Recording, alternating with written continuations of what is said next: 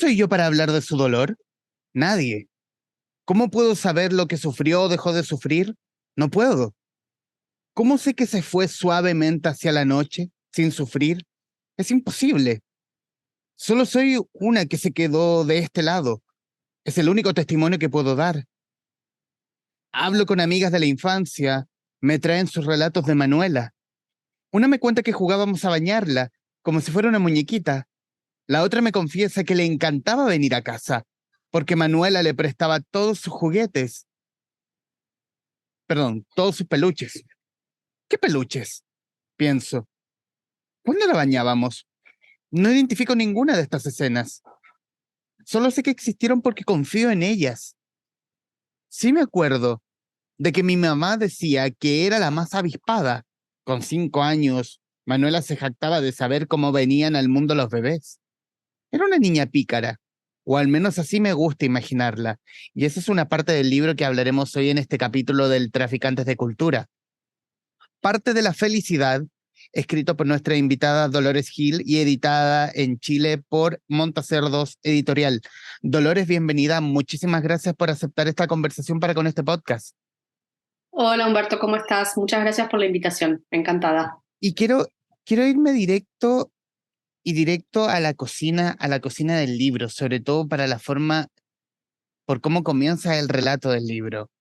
Eh, y más aún porque me ha tocado conversar con escritores que hacen no ficción y saber el ejercicio de hablar de sí mismo, sobre Mm, todo para el evento traumático que viviste con la muerte de tu hermana cuando eran niñas.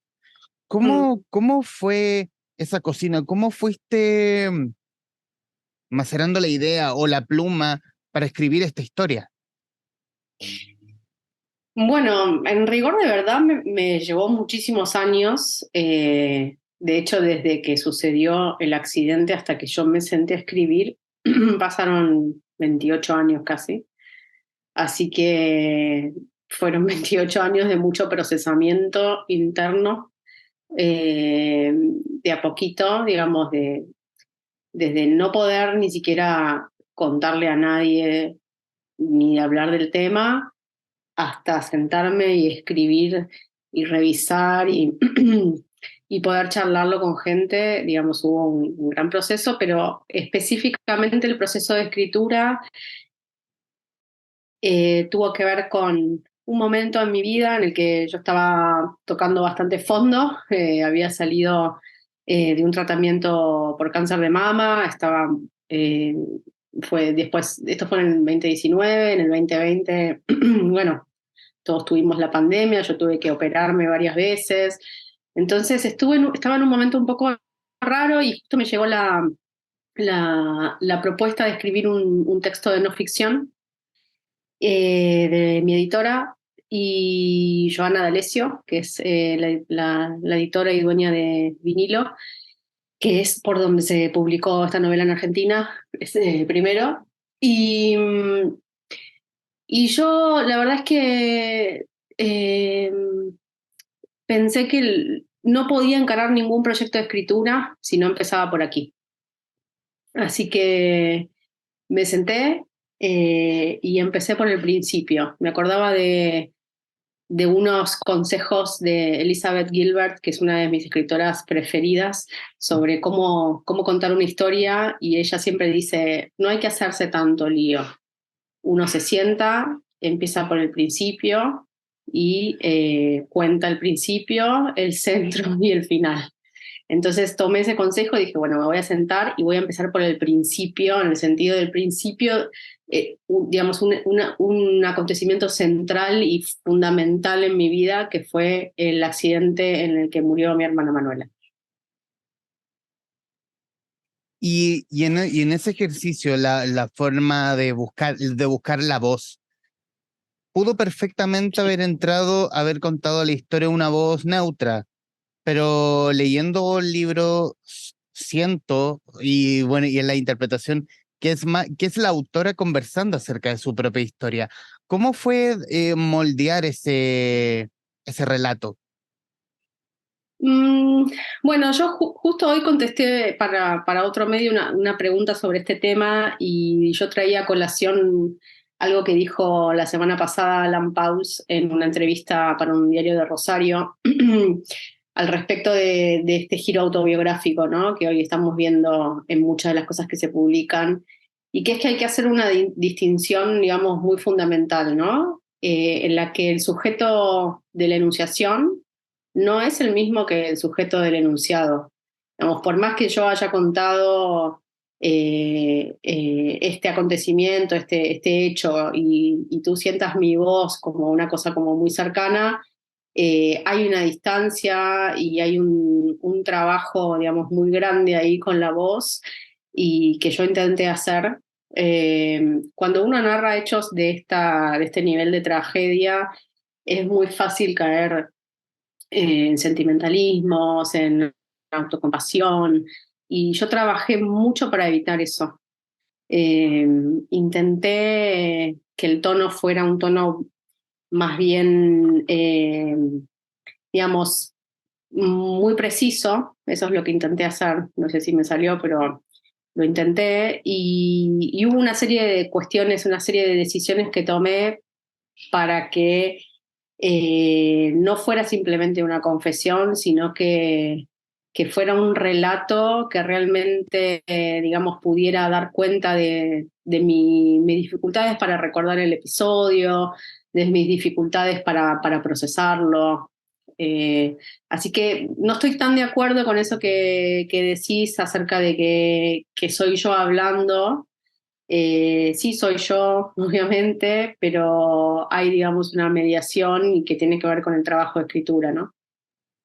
Pero hay un tema que es que es la voz del libro, que trae esa intimidad. En el fondo no Sí, es un relato rimbombante, por algo también es un libro pequeñito, pero un libro filudo al fin, porque es un libro duro, pero también un sí, libro que llega sobre todo por esa mezcla entre muerte y vida que tiene la protagonista. sí, sí, totalmente. Mm. Eh, un poco te debo decir que salió así. Yo tuve, digamos, esto que te decía antes, tuve que ejercer mucho control sobre la voz y sobre todo la primera parte, ¿no? La parte del accidente, para poder relatarlo de una manera no patética, digamos, ¿no? Que era como lo más fácil.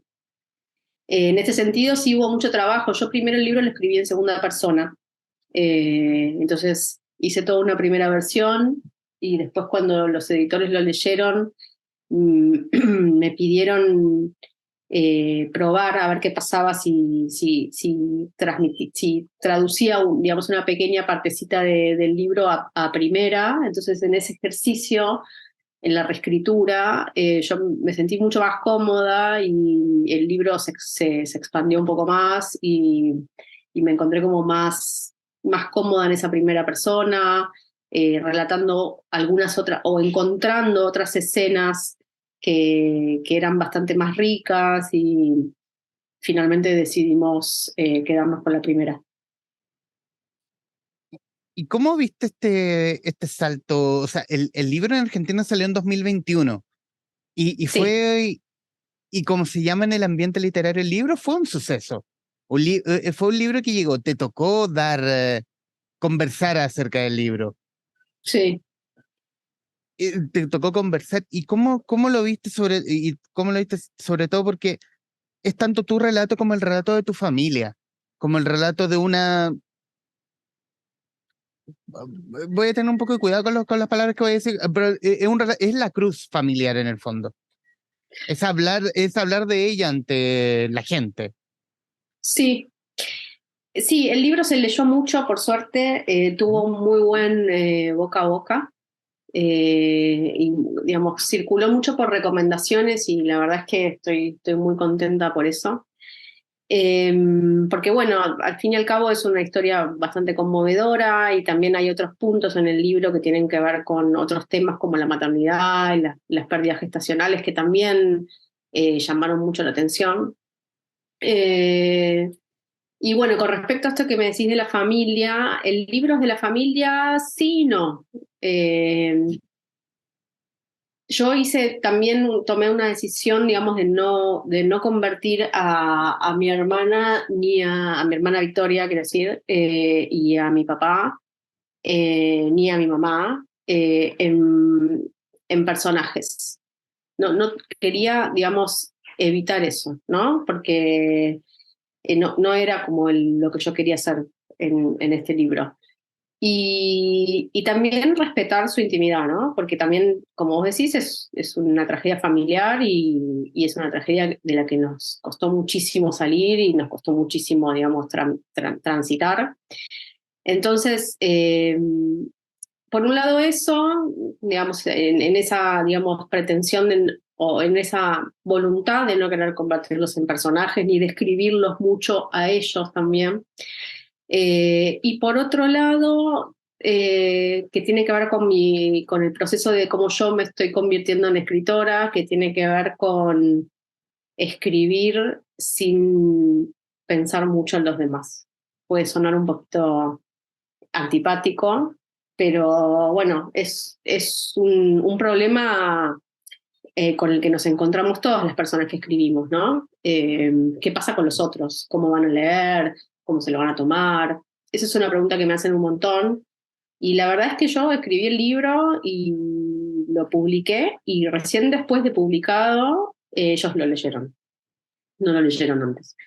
Pero bueno, sí, eh, a ellos los conmovió un montón, ¿no? Ujú. Y el libro habla, hablar de la estructura misma, el libro está como construido, si lo voy a llamar como separado por capítulos, pero son capítulos breves, a lo más puede ser una o dos planas, quizás cuatro planas, que suenan más como un álbum de fotografía o a un recuerdo o a un retazo de la memoria. Así Sí. siempre lo construiste. Ese fue el principio, como la gestacional del libro, hasta llegar a lo que vemos hoy en librerías, o, o lo construiste de otra forma. No, es verdad que son como más escenas, ¿no? Escenas y yo no diría que son fragmentos porque si bien hay un hilo conductor y hay dos tiempos bastante claros, ¿no? El tiempo del accidente y el tiempo del presente, el presente sería como la parte más de las pérdidas gestacionales y el nacimiento de mi hijo.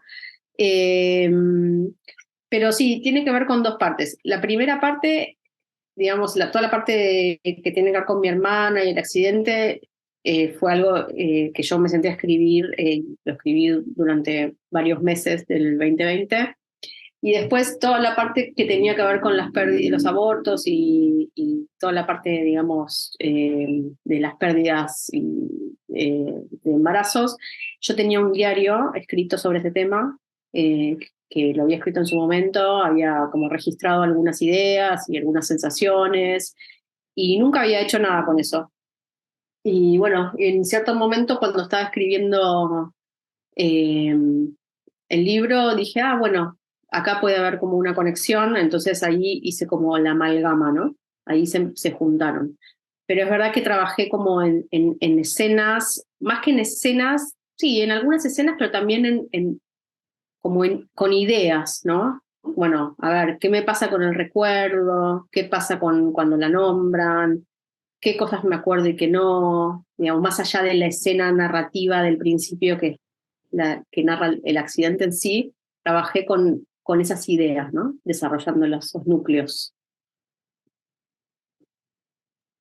Y en el tema editorial, este salto a Chile, porque esta es la edición chilena de Montacerdos, ¿cómo, cómo llega Montacerdos a ti? ¿O tú llegas a ellos? ¿Cómo se da ese encuentro? Bueno, en realidad, yo lo conozco hace muchos años a Diego Zúñiga, editor de Montacerdos. Nos conocimos, digamos, hace mucho. No teníamos una relación personal, pero sí un poco del ambiente literario y algunas veces que Diego viajó a Argentina para la Feria del Libro.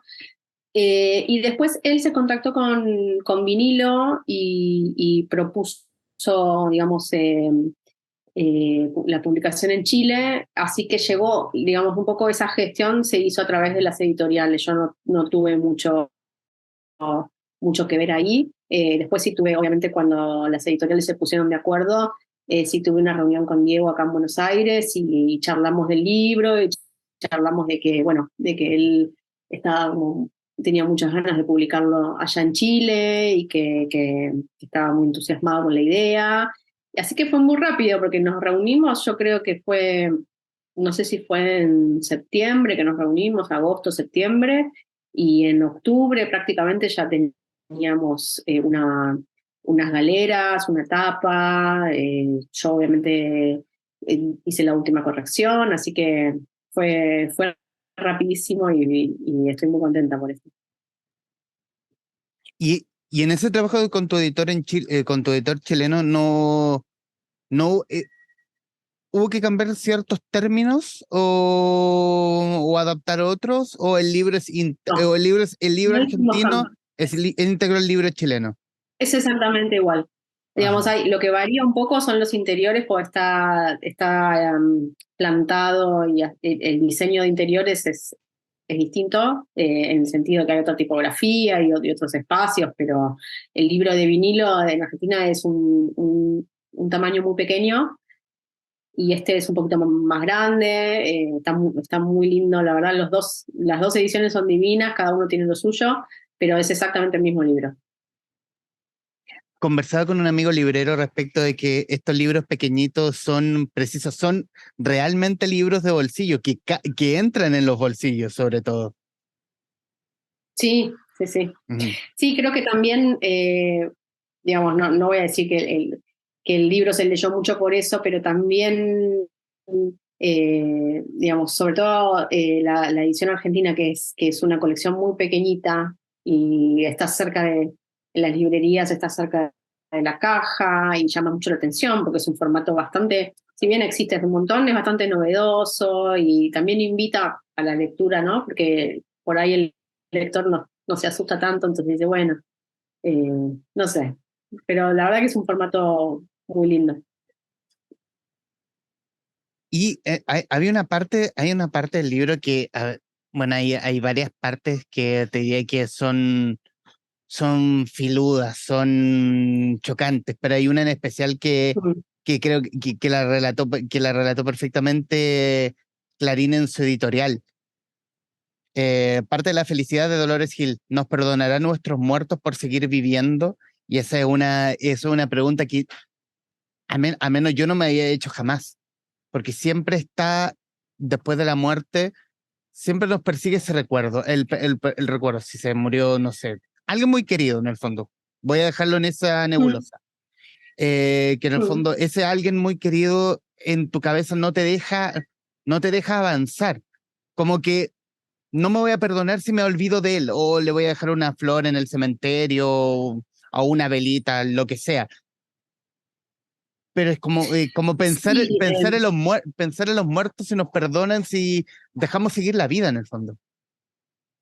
bueno, en este caso, digamos, sobre todo cuando, digamos, yo era muy chica cuando perdí a mi hermana, perder un par es algo que tiene sus complejidades, ¿no? No es lo mismo perder un padre o una madre que perder un hermano. Porque, digamos, la pregunta que surge, más allá de que yo era niña y no tenía por ahí, digamos, todas las herramientas para pensarlo, pero sí lo pensé, es ¿por qué ella y no yo? ¿No? Esa es la primera pregunta que pasa cuando un niño, una niña en mi caso, pierde a un hermano o una hermana, ¿no? Digamos, lo azaroso de esa muerte impacta mucho en el narcisismo de uno, ¿no? Digamos, como, esto me podría haber pasado a mí. Eh, y después, bueno, eso que vos decís de si nos perdonan seguir viviendo también es otro tema, creo que es un tema fundamental en mi vida que tuvo que ver con cómo, digamos, no es que en ese momento yo lo pensé, porque no tenía tampoco la madurez suficiente como para pensarlo, pero sí de más grande, ¿no? La tragedia fue tan tan horrorosa que es muy difícil, ¿no? Salir adelante y decir, bueno, hay que seguir viviendo. Y, y para seguir viviendo es necesario a veces olvidar un poco, es necesario reprimir, sobre todo cuando la forma, bueno, en este caso el accidente fue eh, muy feo, entonces también, digamos, la represión fue un elemento como que me permitió eh, seguir adelante, ¿no? Y es palpable en lo que yo relato acá. Digamos, yo efectivamente tuve muchos problemas para recordar un montón de cosas. El trauma, digamos, operó como debe operar, ¿no? Produciendo represión, porque si no, digamos, es insoportable para la psiquis, una cosa así. Y todavía, digamos, esas mismas lagunas todavía las sigo teniendo, no es que por haber escrito el libro recordé un montón de cosas, o sea, yo lo que escribí fue realmente mi imposibilidad de recordar. Pero de alguna forma fuiste soltando eso con la escritura. Sí, Un sí, pero poco. no, o sea, lo que yo escribí es lo que yo recuerdo, Ujú. no hay mucho más, eso, digamos, hay mucho más seguramente en mi inconsciente, pero a lo que yo no puedo acceder, ¿no? Hay también otra parte del libro o ejemplificarlo en tu hijo, que en el fondo que Mm. es ese ejemplo de que si donde hay muerte también hay vida. En el fondo están como el recuerdo de tu hermana, también se cuela también tu madre, pero también está tu hijo, que en el fondo que son tus ojos, ese símbolo de paz, estoy citando a Charlie, esa luz que guía tu camino. Bueno, ahí sí, hubo algunas lecturas, una lectura muy interesante aquí en Argentina de Quintín que propuso algo así como que, que los, digamos que la muerte de mi hermana era una suerte de sacrificio, que yo tenía como que eh, contar ese sacrificio para finalmente salir del otro lado convertida en madre. Eh, y es un poco un lugar imposible de no transitar, ¿no? Cuando uno sufrió una tragedia como esta, que tiene que ver con la muerte de una niña, es muy difícil que ese trauma, digamos, no persista en la maternidad, que la maternidad, digamos, sobre todo el primer hijo, es un momento de, digamos, de encuentro con mucha oscuridad, ¿no? ¿No? Con mucha sombra, con mucho trauma. El puerperio es un momento muy oscuro en la vida de las mujeres, eh, por, por, por más que la experiencia con el embarazo y el parto sea hermosa y que el bebé esté sano y que esté todo bien, igual es una experiencia de encuentro, digamos, con lo más difícil de una misma. Entonces, para mí, digamos, yo de hecho en el libro lo digo, el primer año y medio de la vida de mi hijo fue para mí muy difícil. Mi hijo estaba perfectamente bien, no, nunca le pasó nada y siempre estuvo perfecto, es un niño feliz y sano, pero yo tuve que lidiar con muchos monstruos internos para poder, y fue una época que, que, que hoy recuerdo esa época y me dan escalofríos, ¿no? Los primeros 2 años, diría, año y medio. Eh, Porque bueno, sí, son momentos, digamos, que por eso me interesaba también en el relato, como atar eh, este momento traumático del accidente con el trauma de tener que ser responsable por una vida, ¿no? Como que sobre todo con esta cosa como del puerperio que es tan confusa, que hay tanto miedo, que las emociones están a flor de piel, que los miedos a veces son ridículos, porque si hoy miro para atrás digo, ¿cómo me daba miedo eso? Pero bueno, supongo que es algo también muy del primer hijo, ¿no? Claro, claro. Dolores, y en los minutos que nos quedan de esta grabación, en realidad dos preguntas, como la sensación de la autora del libro. Primero, la sensación de haber publicado este libro de tus lectores y segundo, la sensación de que este libro haya cruzado la cordillera y esté encontrando nuevos lectores en Chile.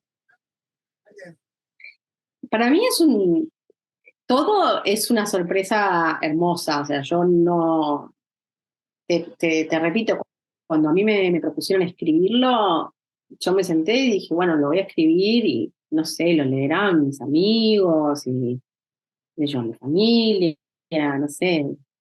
Eso es lo que yo imaginé. Jamás imaginé que el libro iba a tener tantas ventas y tampoco imaginé que se iba a editar en otro país. O sea, esos son todas cosas que vinieron, digamos, que fueron hermosas sorpresas, como decía. No,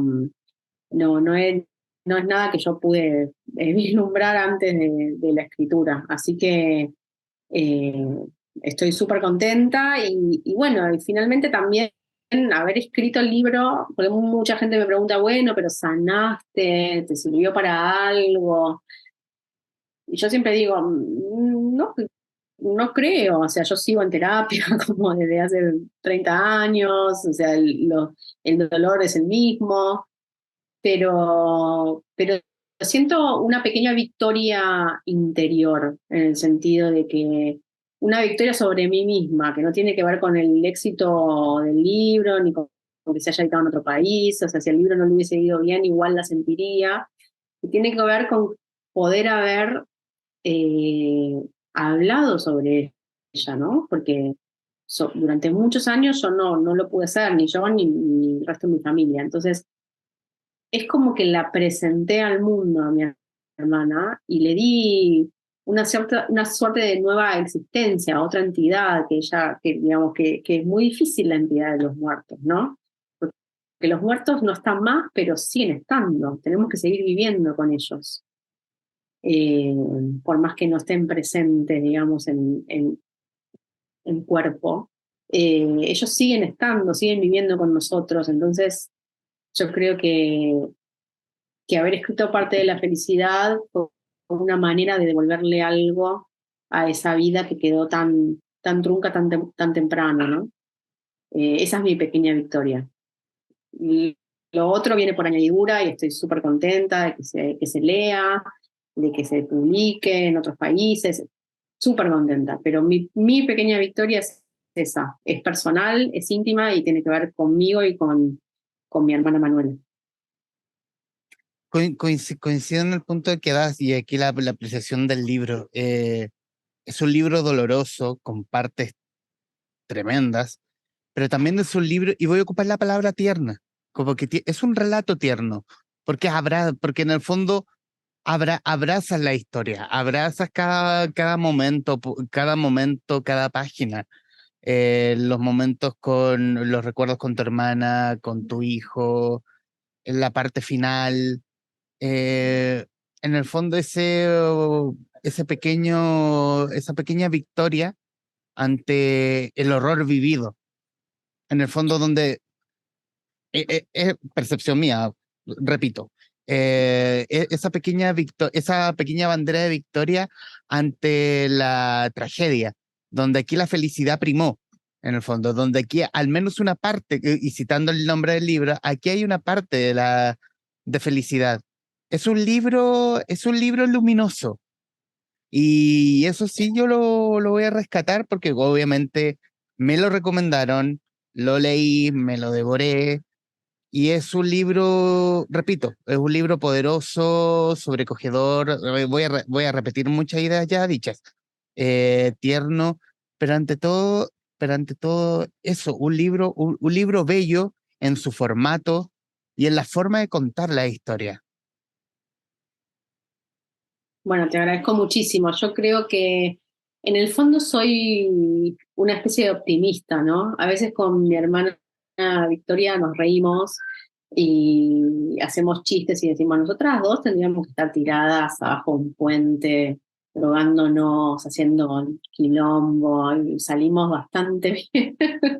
Pero yo creo que en el fondo soy una persona optimista y tiene que ver, sí, por ahí con cómo me paro frente a la vida. Y Es verdad que el libro, si no tuviera esa otra parte de vida y de felicidad, por ahí sería muy pesado, sería muy triste, muy oscuro. Yo creo que también eh, intenté terminarlo con una nota alta, digamos, ¿no? Porque si no, bueno, digamos, la historia es tristísima, pero bueno, no quiero dar ninguna lección de vida, no sé, no quiero decir que siempre se encuentra, no sé, pero por lo menos a mí, en el reordenamiento y cuando me conté la historia a mí misma, me pareció que bueno, que sí, que hay que seguir viviendo y que hay que hacerlo con la mayor cantidad de felicidad que se pueda, ¿no? Y en los minutos que nos quedan, Dolores, ya, es un primer libro, pero siempre, pero a mí alguna vez me hicieron el ejemplo de que como que los primeros libros son como los tatuajes, siempre tienen que ir acompañados de un Mm. segundo o de un Ah, tercero, ahí, bueno, ahí verán los números. hay Eh, algunos que dicen dos, otros que dicen impar, sí. claro, y así se llenan el cuerpo. ¿Tienes algo? ¿Hay algo que estés masticando? Sí, estoy en este momento empezando un proceso de escritura, Ujú. así que está como muy incipiente, eh, pero sí, estoy empezando, mi cabeza está como en ebullición, también estoy escribiendo sobre la maternidad y bueno, sobre la enfermedad, porque bueno, como te contaba antes, en el 2019 me diagnosticaron cáncer de mama, entonces tuve también ahí como un periodo muy difícil. Así que estoy ahí en ebullición. Ya esperemos que este año, el 2023, termine con un libro nuevo. Y obviamente vamos a estar atentos como traficantes de cultura a lo que salga. Y obviamente, y reitero nuevamente, agradecimientos a Dolores Gil, autora de Parte de la Felicidad, editada en Chile por Monta Cerdos, quien amablemente conversó con este podcast. Dolores, muchísimas gracias. Gracias, Humberto. Muchas gracias por la invitación y por tu tiempo también. Gracias a ti y a quienes nos están viendo y escuchando. Gracias por estar ahí. Adiós.